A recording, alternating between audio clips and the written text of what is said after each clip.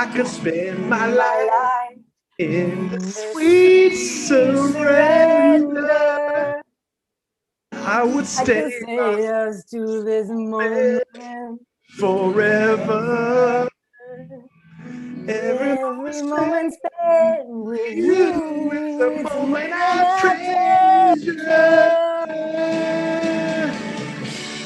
Don't wanna close My my eyes eyes.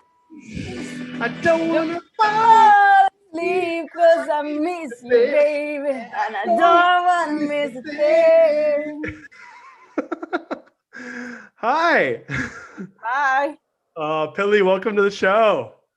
Thank you, Darius. I'm happy to be here. Oh my gosh, I'm so happy to have you here. Well, first of all, welcome to the Greatness Machine. I'm your host, Darius Mirshahzadeh. So today, boy, do we have a special guest for you. We've had quite the day. I had two shows before this. I was on a show, finishing the day with the best for last. We have the one and only Pili Duenas. Welcome to the show. Oh, thank you, Darius. You're kind. Oh, I Happy to try. be here. Well, so guys, the format of the show is quite simple. We're bringing together change makers from all over the world who are living their passions to create greatness. And Pili is neither short of greatness nor passion. So before we get started, though, I do want to say a few things. First of all, we're live. Start a watch party. If you have questions, ask questions. My team's on standby. They'll be sending questions our way, and we'll be happy to answer them.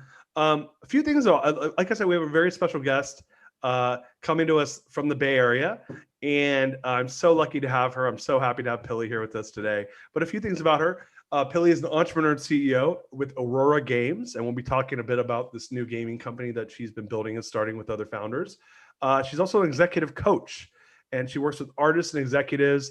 And it was interesting, I always find like people kind of put the generic stuff like high performance and like the why do you get a coach? You get a coach because you want high performance and so like she has that stuff on her website. And I said, hey, I just want to double check with you before the show. High performing teams, inclusive culture, anything else? And she's like, well, yeah, because we had talked before. She's like, I actually like to work with highly sensitive leaders. And so I remember that, and I've done. It's been a whirlwind for me. My book launch is a week from this morning, and so I was like, oh yeah, that's right. So if you don't mind, like, what is a highly sensitive leader? Well, first of all, a highly sensitive person is someone who has a highly sensitive nervous system. So a highly sensitive leader would be someone who has a highly sensitive nervous system and has chosen to be a leader to create their own creation. They're creating their own path, right? So if you want, I can specify a little bit more what does it mean to have a highly sensitive nervous system. Yeah. So let me just correct myself. So are you working with both leaders and non-leaders, or mostly leaders? Like when you say obviously a highly sensitive person we're all people, so any of us could be highly sensitive. But are you working with all sorts, or mostly leaders, or just want to make sure I clear that up? I work with highly sensitive leaders, and for me that means that I work with creators. You don't have to be leading a company per se, but you are leading your own life and you're creating your own life rather than following.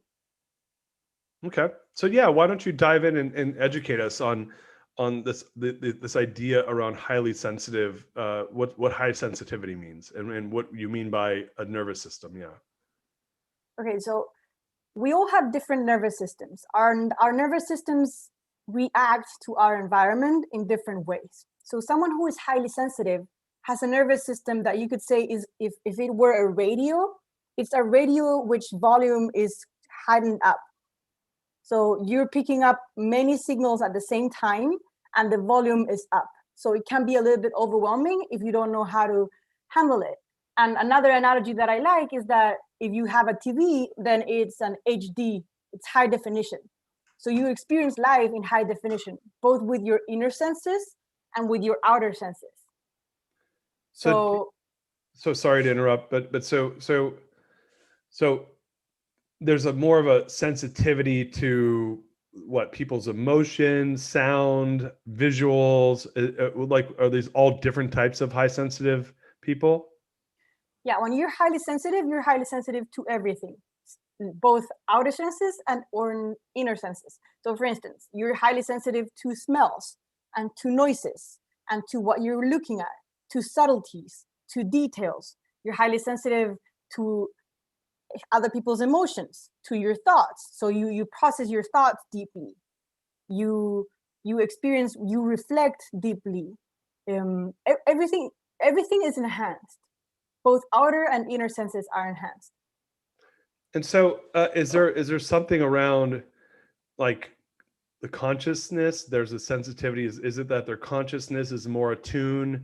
That I asked that question because I have had friends who have been participating in like plant medicine journeys, right? And when they've done this, sometimes they've worked with these shamans, and you know, these people they're highly sensitive people, and they said, and one of the things that I talked to them about this, and they said, well, you know, basically the shaman told them that they had more of a, I don't know if the word was sensitivity, but more of a, they could go deeper into their consciousness. So it brought out, and these are people that I know who are highly sensitive in their normal life, but when they were doing these, you know, working with hallucinogenics and stuff like that, that they were, I mean, it affected them much differently than most other people.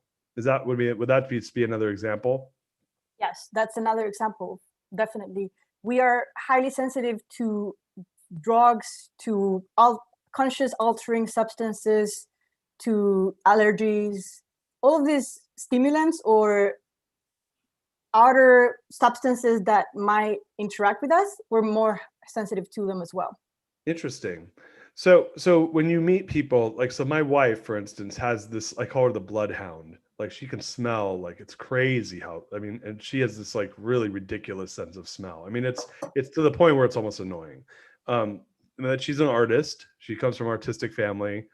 She has she's sensitive to things that she sees. You know, I would consider, actually, now that you explain it, a pretty highly sensitive person.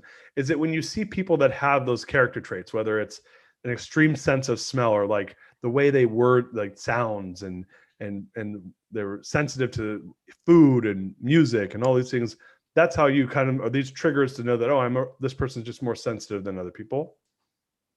Yes, that's a way of assessing it, but you do have to be careful on making a distinction between high sensitivity and hypersensitivity, because sometimes some of your senses might be heightened, and that might be for other reasons different from high sensitivity.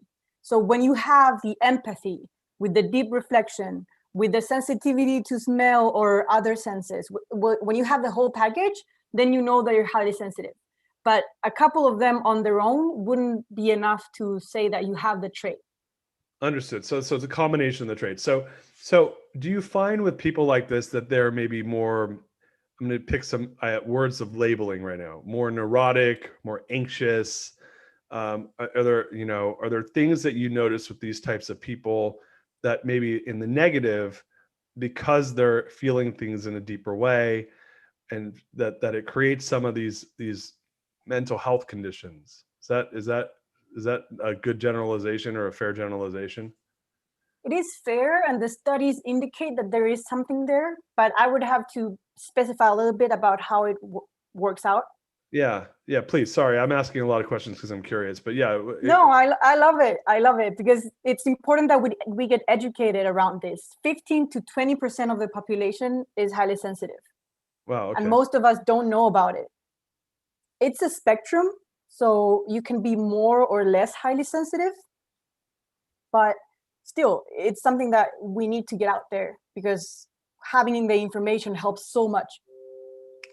And so we have a question that just came in from the audience. How is one diagnosed as highly sensitive? So that's an interesting question because you cannot be diagnosed because it's not a disease. It's not a disorder. It's not something that you diagnose. It's a trait that you assess. So there is an assessment, and I can share the link with all of you so that you can all take the assessment. It's pretty simple, but at the same time, it's pretty simple to figure out if you have it or not. But I want to go back to the question you asked me about this disease and anxiety, because that's very important. People who are highly sensitive are navigating like an extraterrestrial spaceship.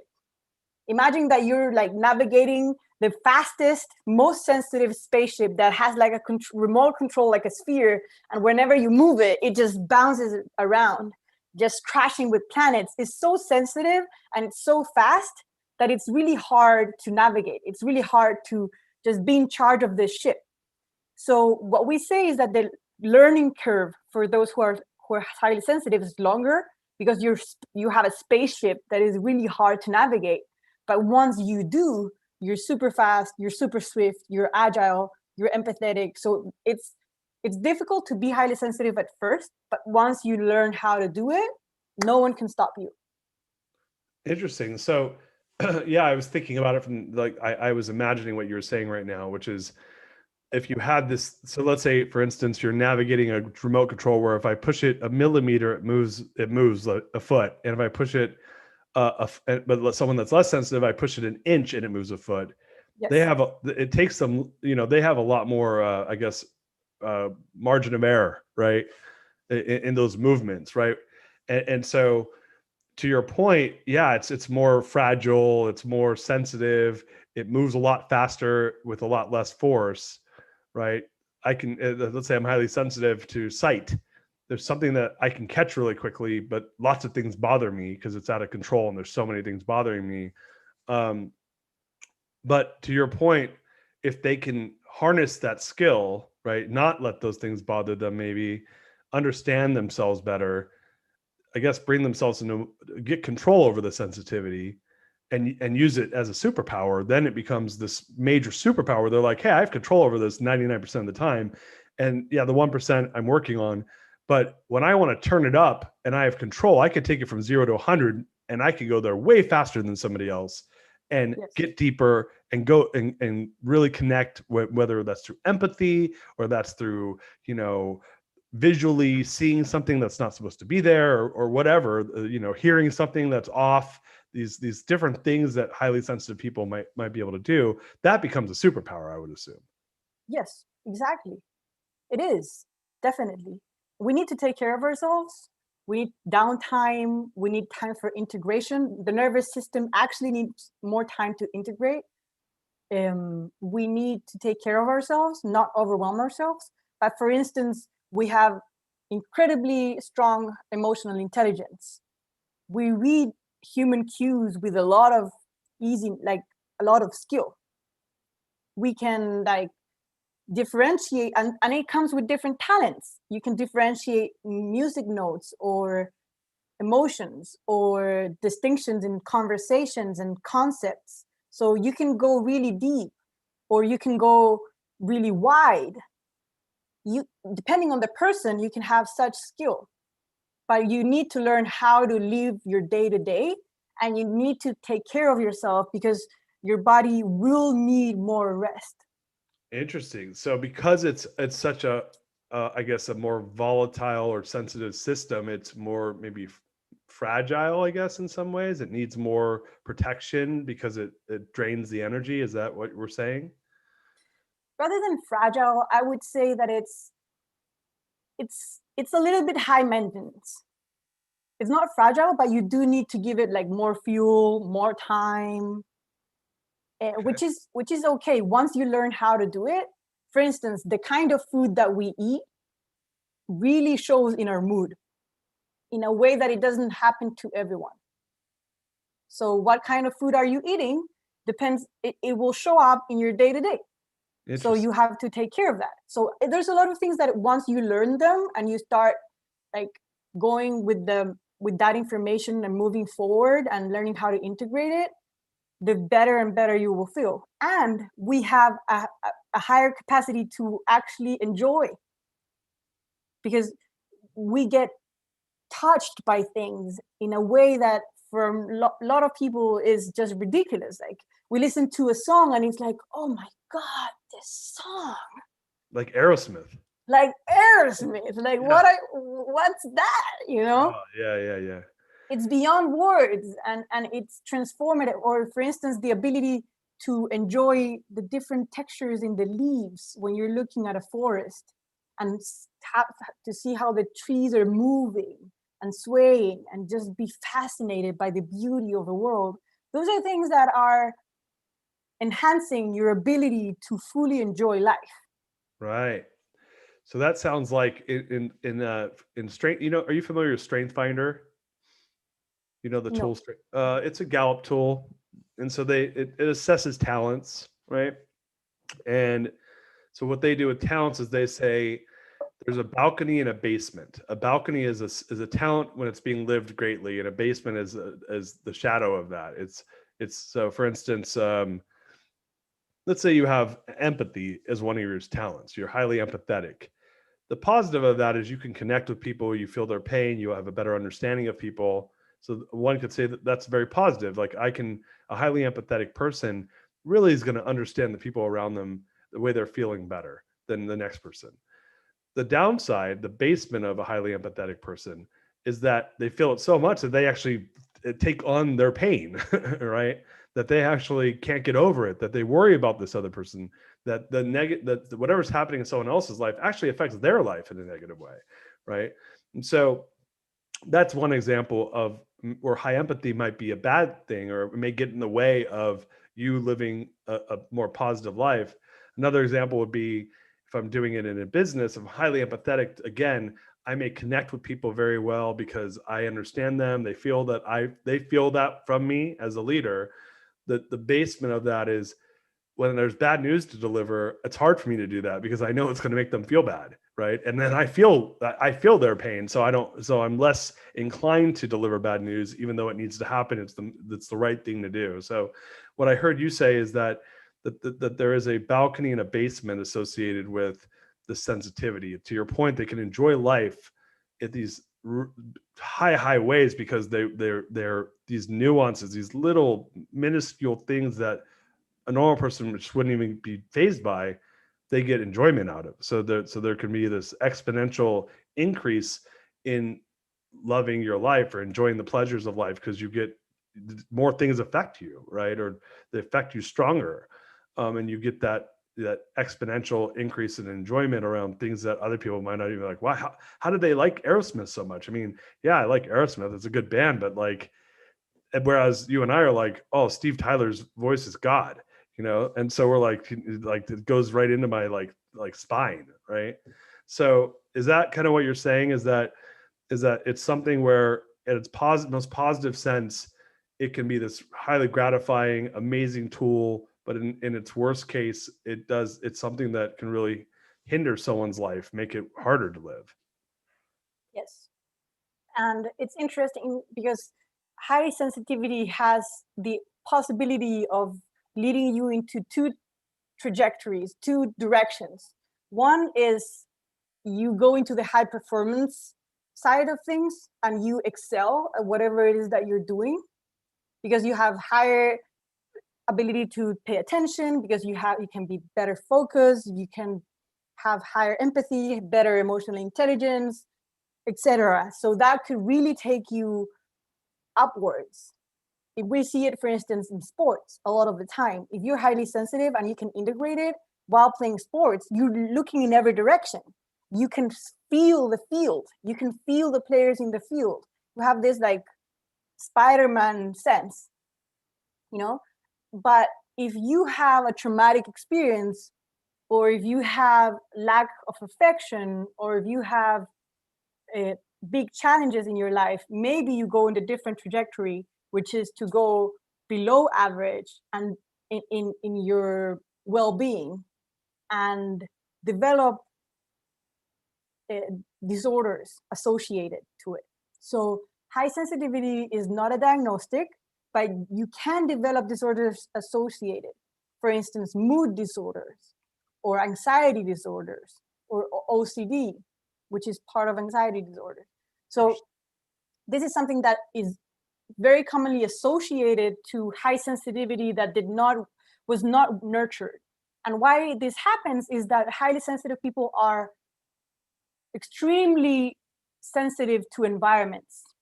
So if the environment is not nurturing, then your trajectory will go downwards, and something that you will need to work on yourself so that you correct your trajectory, and then you can be a late bloomer.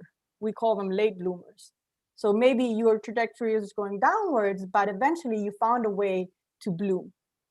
Do you think so this a question I have on that is, So I say all this because I'm 99.99% sure I'm highly sensitive, right? I know I am. And so, and what I found with myself is that if I'm in the wrong environment, and I don't think this is just based on high sensitivity. I think this is for probably many people that if they're in the wrong environment, then they may underperform, right? They may not. It really affects them. For me, if I'm in the wrong environment,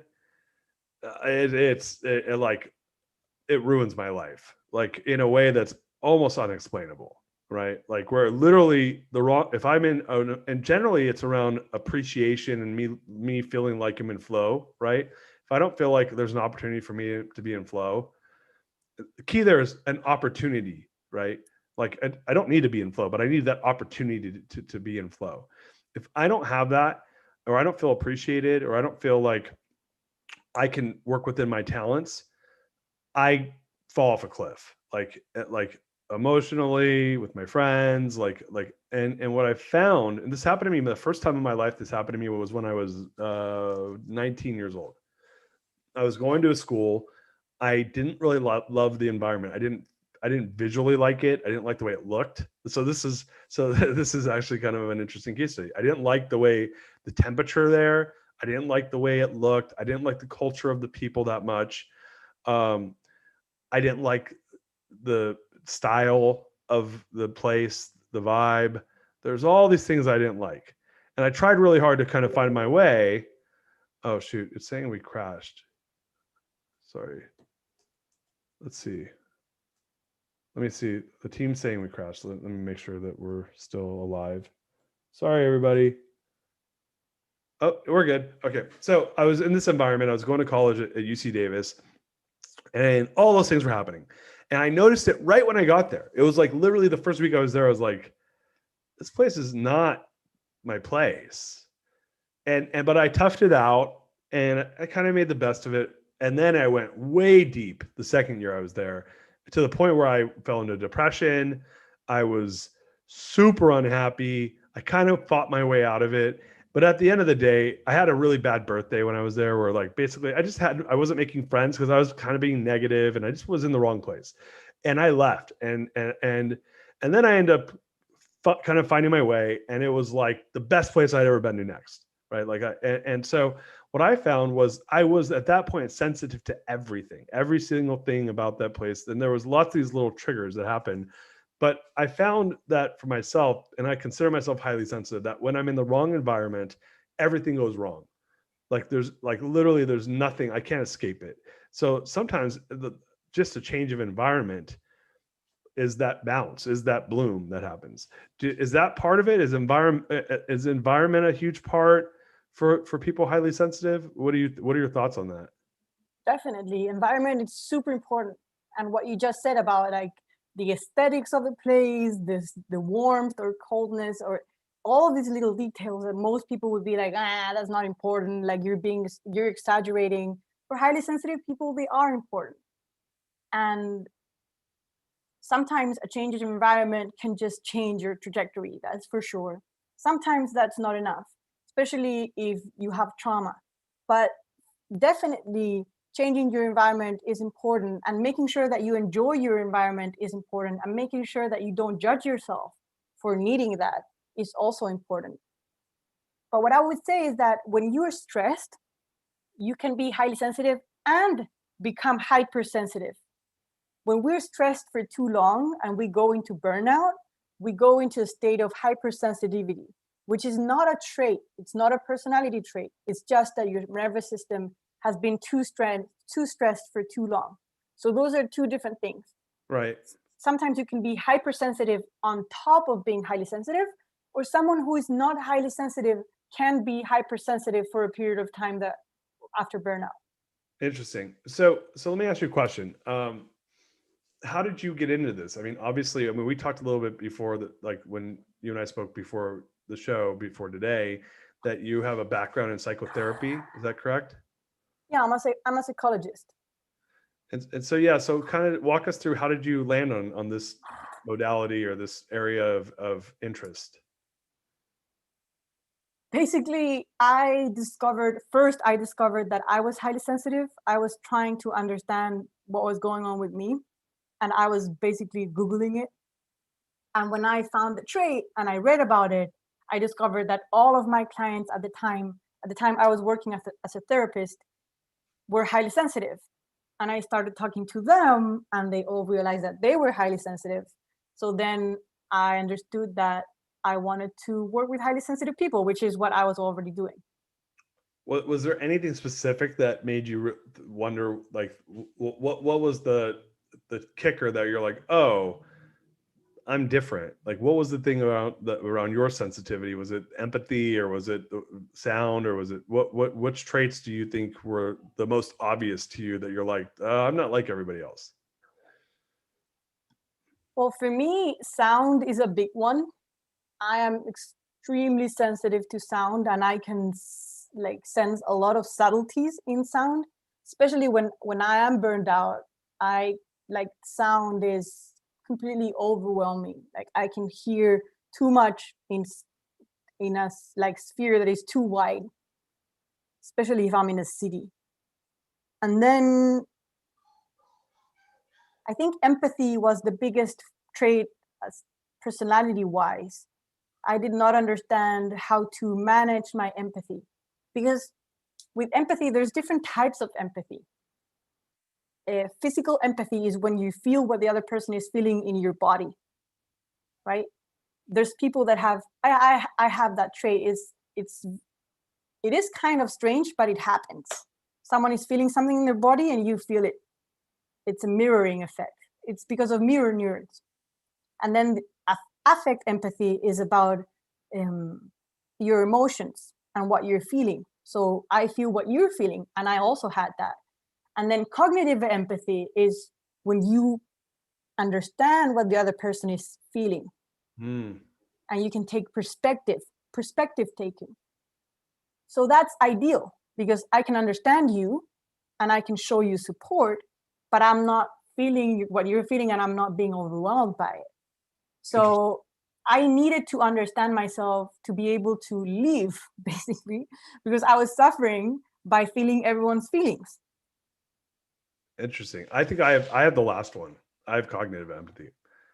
Thank God. I don't. I mean, I can't physically feel people's pain, but I can see when people have. I can see how people are feeling, really, like 360 degrees, and intellectually understand it, but I don't actually physically or emotionally feel it. I actually think I have a block around feeling it, that's a different subject, but um, because I block half of my own feelings, so so I'm blocking other people. I block my feelings all the time. I can block your feelings all day long, but I can intellectualize them. So that's interesting. When I was in high school, like maybe like 14 or 15 years old, like, I don't know if you're from Chile, right? Yes. Originally? Right. So in the United States, like when people are, this isn't true for everybody, but where I grew up, like people start drinking and smoking pot and stuff like that when they're 14 years old. Some people a little older, some people a little bit younger. I think I was like 14 when I started, but the first time I ever smoked pot or drank. And I, like it affected me so much differently than my friends. Like in a way that they thought, like, they didn't understand, like, why are you acting like, like I mean, I basically, what I would tell people is I basically went out of my fucking mind, right? Like, and I was around a bunch of people, and I basically was like, made my mom come and get me because I was sick, made me sick. And so a lot of people, especially now in some states, marijuana is legal, right? But I never have liked it because I'm so set, like it doesn't make, I feel terrible on it. And I learned that when I was 14, and I didn't realize that it was a part of sensitivity. But Yes. as I got older, I started realizing that when I drink, I'm different. I mean, alcohol has a major effect on me. Like I have 3 names for myself when I drink alcohol, actually. Do you want to know them? Yeah. All right. So Darius is like, I'm sober. I maybe had 1 or 2 drinks, nothing's happening. Once I have like a few and I get kind of worked up, Marius, that's where I'm like merry and happy and like I'm really fun to be around. I'm fun no matter what, but I'm really fun once I have a few drinks. And then like if I have way too many drinks, I mean, I'm pretty fun then too. But but I go to scariest, which is it's scary. There's like it's scary. Like I wake up and I go, what happened? What did I do? So that guy doesn't come around that often. I'm older now, so I've learned how to tame the beast. But when I was younger, they come out all the time, and I learned quickly that I just had alcohol had a different effect on me. So than it did other people I knew. So I just had to kind of watch myself. So when you see like with people that are highly sensitive, are they having to really manage things like alcohol, drugs, food, or is there a practice around those types of things? Or like what's the solution if you're aware of this trait you have? How do you start to tame the beast or manage your sensitivity? What are the ideas you have around that? Definitely. And it all, what you're saying, it all makes sense. It's all related to high sensitivity. What I would say is that it's very important to be compassionate with yourself, because sometimes we judge ourselves like I'm too soft, or I'm too easily affected by these substances. I wish I was like everybody else, things like that. So first of all, acknowledge the fact that we're different and that that's okay, and that we're not alone. There's another 20% of the population, 19, that are like you. Out of every 100 people, there's other 19 like you. So that's the first thing. The second thing is observe yourself. If it happens with marijuana, if it happens with alcohol, if it happens when you're too tired, if it happens, just observe yourself. There's no like golden rule, but moderation is very important. So for instance, maybe it's not that marijuana is not for you, but maybe you have to find a type that does not have so much THC. Yeah, I've tried all that. It doesn't work. or maybe just take a lesser dose, or maybe you just try around and figure it out. But sometimes it means that you will not be able to do it. Maybe you didn't find a way. Maybe you do eventually. Yeah, no, that makes total sense. So is there any issues around addiction for people with these types of high sensitivity? Because if you are highly sensitive to these positive feelings of these different, things that, like let's say, and I get it, if you have a nervous system that's highly sensitive, because this is really what we're talking about is physiology right here, is that the nerves react, the nerve endings or the neural pathways speak to each other faster and better and stronger, based off of whatever is causing some reaction in your body. I mean, maybe my science is wrong on that, but this is what I'm hearing. And so is there issues around addiction, around people that they want to feel the endorphin shots, or they want that, oxytocin, or they want these hormonal feelings, and so they can do it interiorly, there's obviously ways of doing that naturally, and then there's the other ways, which is maybe it's alcohol abuse or sex abuse or drug abuse. Is that a part of the trait of high sensitivity, or do you notice that at all, or is there any data around that? Well, there's no correlation between addiction and high sensitivity. There is a tendency sometimes to use substances to deal with the overwhelm. So we get overwhelmed really easily, and we need to learn how to underwhelm ourselves, how to get some downtime to integrate. So sometimes you get, for instance, a highly sensitive person who is high performing, incredibly high achieving, and they drink a lot to deal with their overwhelm. You get things like that. Or they go on social media a lot, or they smoke pot. So that happens, but there is no correlation between high sensitivity and addiction.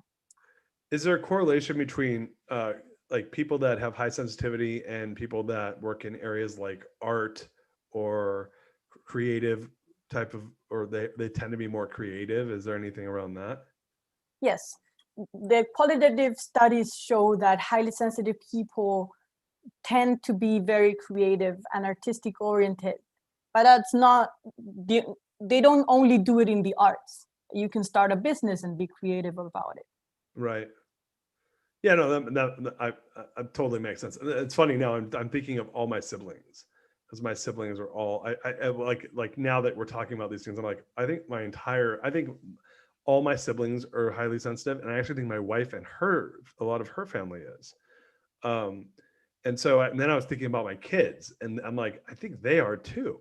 It's really and which might make sense, right? If it's genetically, I'm assuming genetics is a big part of this, and I'm highly convinced that I and my wife both are highly sensitive. So, and my kids are, but I know they are now that you're saying all these things. So that's really fascinating. So what are some practices besides having an awareness, and what are some like practices people that have this can do on their own to perform at a higher level? Because to your point, if they can control this or have high levels of control over their sensitivity, it can become a superpower.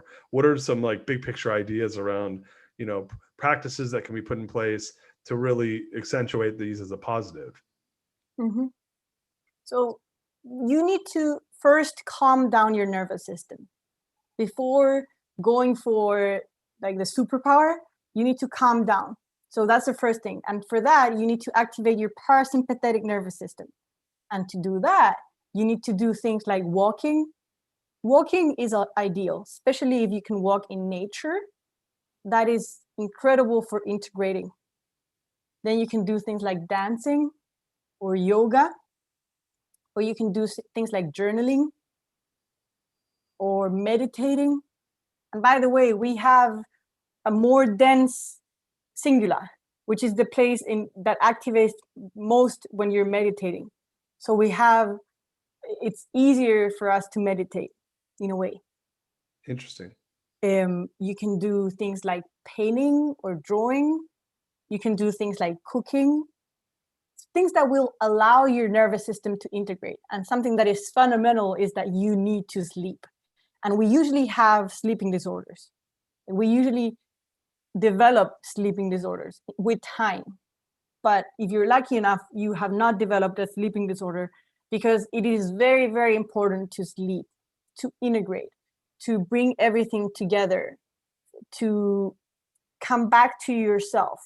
Because someone who's highly sensitive walks into a room full of people, and they're reading every cue, every signal, every piece of data. So all of that you need to integrate. Interesting.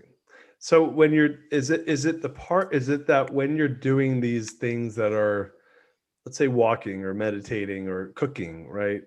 Is the integration part that they're getting into the creative part of the brain that has more, that is, I guess, less, I don't want to say it's less intense, but it's more, I guess there's more of a flow, that they're allowing the flow state to happen, and that kind of calms the nervous system down when they're in the state of flow, because there's less.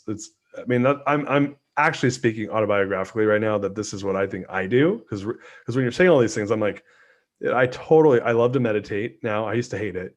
I don't like hiking yet. I still hate that, but I love to cook. Like I like to cook any meal, because I get to be creative. It's like something that I have to focus on. I get my mind out of whatever the other million things I'm noticing or thinking about, and I get to be focused on one thing while I'm creating. So it goes back to this thing we talked about earlier, which is the act of creating for me is very relaxing. I mean, it's probably the most relaxing thing I can do if it's the right type of creating. So what does that have to do with it? Is that part of it, or is that just me specifically from my own experience? Yeah, so when you're in a state of flow, you're not necessarily activating your parasympathetic nervous system, as I was suggesting, but you go into a different realm in which you are being active, you're doing something, and that something goes with you. You go with it. You're not resisting or pushing. You're Right. enjoying and allowing. And when you move into the state of allowance, then things start to happen. And it seems like it's magical. And you get renewed by it. you don't get tired, you get refreshed. So to be in a state of flow, you need to be doing something that you like, and it's a little bit challenging. So it's within your realm of capability, and you also enjoy it. And then you go into this state, I bet that you know, in which you forget about going to the bathroom, right? I don't think I don't know if I've had that experience, but where the No. bathroom thing, but I've had the experience of where it's like an out of body experience when I'm in flow state, where I'm like performing at a level where I'm like, I don't even know how I'm doing this, but it's not, it's it's like an out of body experience when I'm at the highest level of flow. But yeah, no, I hear what you're saying. That this going out and walking, like that seems very that, like when you said that, I was like, oh, that sounds great. Like that's something that's enjoyable. Even for me, having conversations, interactive conversations, is very relaxing. That's why I like doing the show. So I get to learn a lot, and there's an aspect of performance, and there's an aspect. So maybe that's more of a flow state thing, but it's energizing. Doesn't make me tired. And so when you're working with all these different leaders, how are they, like, are you actively going out and looking for highly sensitive people to work with? Or are they finding you? How does that work for you? I work by referral only. So I get people who send me people who think that we're a good fit. And if people, well, I work by referral, and also if people find me, and they are interested in my work, they can contact me as well. So we have a conversation. Very quickly, I can assess whether they're highly sensitive.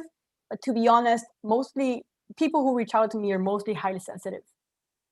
And we enjoy working together because we really understand each other, and it's enjoyable because there's things like, it's not the same when you know what you're talking about, when you know the challenges, when you know the ability, everything, every single nuance of it.